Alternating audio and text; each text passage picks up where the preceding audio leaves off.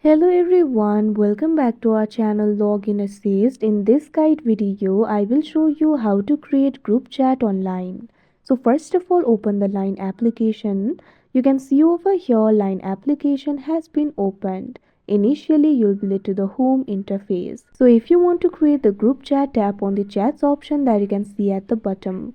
Now you'll be led to your chats interface. You'll be able to see all of your chats over here. So if you want to create the group chat, tap on this icon that you can see at the top of your screen. Now after you do that, you'll be able to find various options over here. Tap on this option group that you can see at second.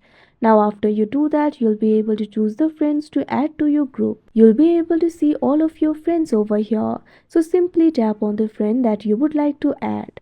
Now after you do that, tap on the next option that you can see at the top right corner of your screen.